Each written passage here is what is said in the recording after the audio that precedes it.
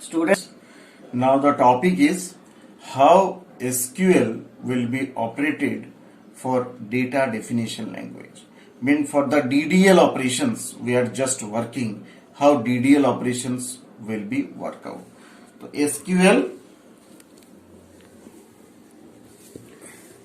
DDL, right? Data definition language. So basically the definition language is used to create an object, means table. एक table को बनाने के लिए DDL use होता है, and alter the structure of an object and also drop the object created. Means हम तीन काम करते हैं इसके अंदर. First of all we can create, second one is we can alter, and third one is we can drop. तीनों operation जो है इस DDL कमांड्स के जरिए वर्कआउट होता है. The concept relating to data definition language may be explained like, first of all, that is table definition.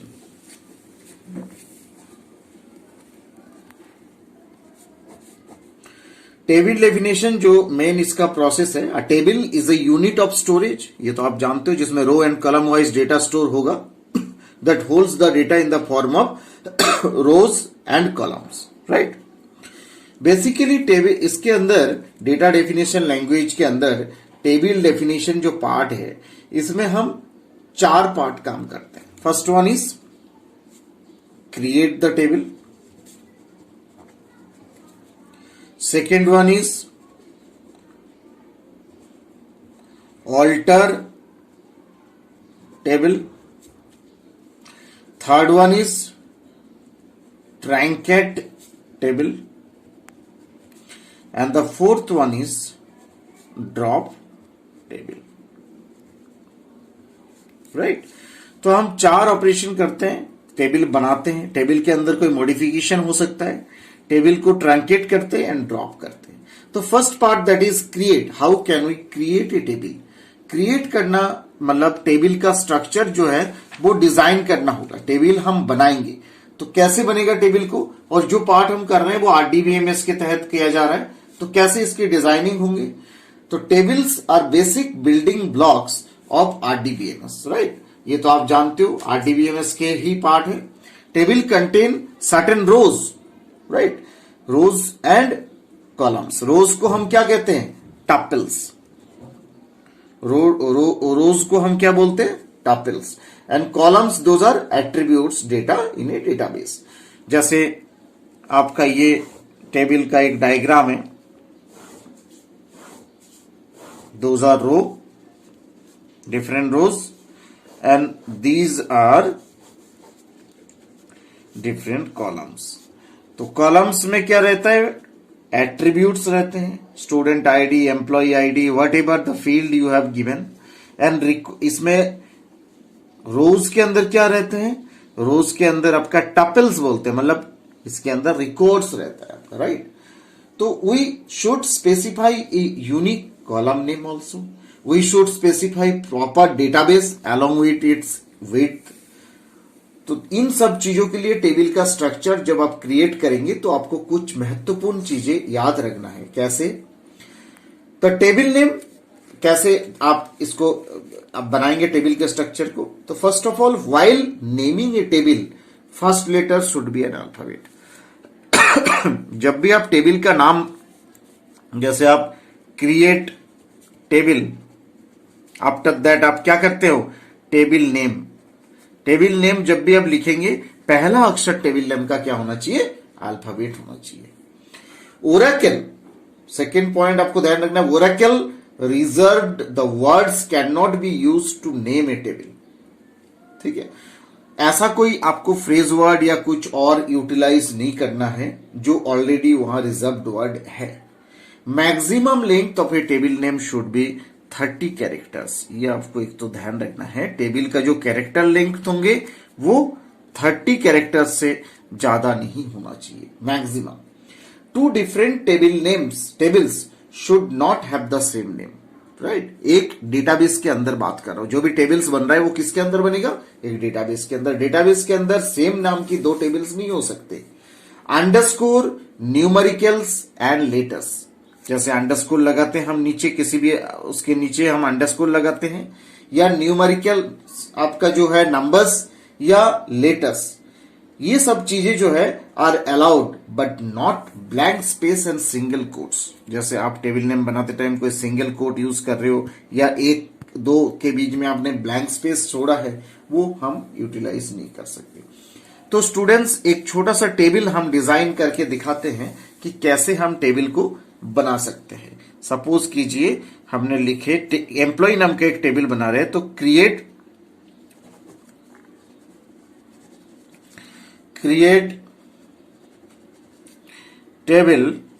Table का नाम क्या है, एम्प्लॉय, राइट। ब्रैकेट ओपन किया मैंने, इसके आगे मैंने लिखा एम्प्लॉय, डबल ई लगा दिया मैंने, employ underscore ID, that is character type है, और इनकी साइज मैंने क्या दिया, 30 मेंशन किया। अगेन लास्ट नेम, एम्प्लॉय की लास्ट नेम मैंने पहले लिया, सपोज कीजिए, that is character type, that is 10 size का है। इनिशियल मतलब फर्स्ट नेम या इनिशियल लिख दीजिए, वो आपकी चॉइस है। That is again character type, 10 लिया है मैंने, सपोज कीजिए। एड्रेस वो है आपका वेर कैर में, मैंने इससे पहले आपको डेटा टाइप्स के बारे में बता चुका हूं, I have already explained you about the different data types, तो I think you know varchar. Varchar में मैंने साइज लिया 40। वेर केयर का मतलब वैसे क्या होता है, मैं आपको अगेन एक्सप्लेन कर रहा हूं। वेरिएबल कैरेक्टर मतलब उसमें नंबर भी हो सकता है, कैरेक्टर्स भी हो सकता है, एड्रेस पे दोनों चीजें होता है, इसीलिए मैंने वेर केयर यूज में लिया है।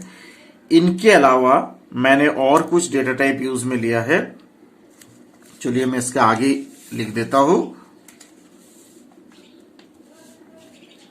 सपोज कीजिए date of birth, right, date underscore of underscore birth, space अपन देंगे नहीं इसमें, तो that is date data type का है। सेक्स वो आपका कैरेक्टर डेटा टाइप का है, दैट इज 1 साइज का मैंने लिया है। डेट का कोई साइज नहीं होता, ये फिक्स लेंथ होता है, मैंने आपको पहले बताया। और हम यहां पे मेंशन कर रहे हैं प्राइमरी की, दैट इज यूनिक। किसको हमने प्राइमरी की बनाया, सपोज कीजिए एम्प्लॉय अंडरस्कोर आईडी। ये कंप्लीट जब बन जाएगा, मैंने जो ब्रैकेट आपके यहां पे स्टार्ट किया था, ये देखिए जो ब्रैकेट मैंने यहां से शुरू किए थे इस पूरे टेबल को बनाते टाइम, उस ब्रैकेट को अब हम क्या करेंगे, यहां बंद कर देंगे और इसके आगे सेमीकोलन लग जाएगा। इसके बाद आपका एंटर की प्रेस होगा, एसक्यूएल के कमांड प्रॉम्प्ट में हम ये सब चीजें लिख रहे हैं, तो आपका टेबल क्या होगा, क्रिएट हो जाएगा। एक इनिशियल टेबल आपका क्रिएट हो जाएगा, जिससे आपका एक टेबल का अलग अलग फील्ड तैयार हो गया। क्या क्या एट्रीब्यूट्स हमने बनाए इसमें, first one attribute is employ ID, second one is last name, third one is initial, fourth one is address, right. ये डिफरेंट एट्रीब्यूट्स है, इनकी डेटा टाइप से, those are the sizes. Fifth आपका क्या है, डेट ऑफ बर्थ। सिक्स्थ क्या है, sex. And seventh कोई डेटा टाइप नहीं है, हमने ऊपर जो फर्स्ट नंबर में एम्प्लॉय आईडी लिए थे उसको प्राइमरी की डिजाइन कर दिया, राइट।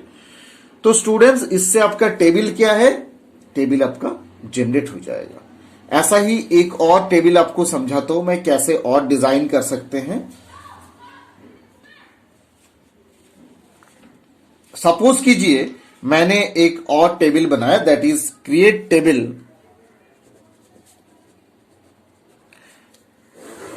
डॉक्टर। टेबल का नाम क्या है, doctor, okay. Bracket open, doctor underscore ID,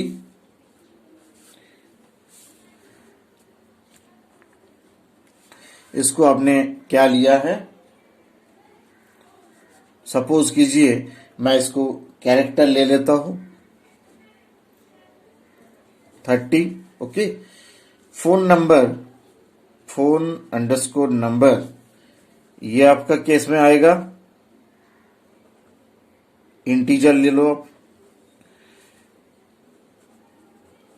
जो कि 10 संख्याओं में है।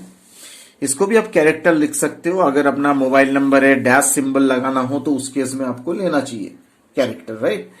Room number, room underscore number, ये आपका कैरेक्टर में है, सपोज कीजिए 3। एड्रेस, ये आपका वेरकेर में है, जो कि सपोज कीजिए 40। डेट अपॉइंटेड, अपॉइंटेड कौन सी डेट को आपने अपॉइंटमेंट ले रहे हैं, that is will be in date format. यहां हमने प्राइमरी की बनाया डॉक्टर अंडरस्कोर आईडी को, और यूनिक बनाया। ये क्या चीज है, प्राइमरी की या यूनिक, ये सब कॉन्स्टेंट्स बोलते हैं। मैंने आपको पहले एक्सप्लेन कर चुका हूं। रूम अंडरस्कोर नंबर को सपोज कीजिए मैंने क्या बनाया, यूनिक बनाया। उसके बाद ब्रैकेट क्लोज कर दिया, सेमीकोलन। तो ये एक डॉक्टर की नाम की टेबल है। तो स्टूडेंट्स, इससे आपका क्या होगा, टेबल जो है वो डिजाइन हो जाएगा। जिस टेबल को आप डिजाइन करना चाह रहे हो वो टेबल बन जाएगा। और टेबल बनने का मतलब आपने स्ट्रक्चर बना दिया टेबल का, राइट। अब जो है आपका सेकंड कमांड है, दैट इज सेकंड ऑपरेशन है ऑल्टर टेबल। ऑल्टर टेबल से स्टूडेंट्स मैं क्या कर सकता हूं, alter tables means we can operate, it is used for changing the definition of the table. It is used for changing the definition of the table, मतलब table का जो definition है उसको बदलने के लिए, राइट। व्हेन अ यूजर, इसमें भी 3 पार्ट होता है ऑल्टर टेबल में। फर्स्ट वन क्या है students, when a user wants to add a new column. Suppose कीजिए you want to add a new column.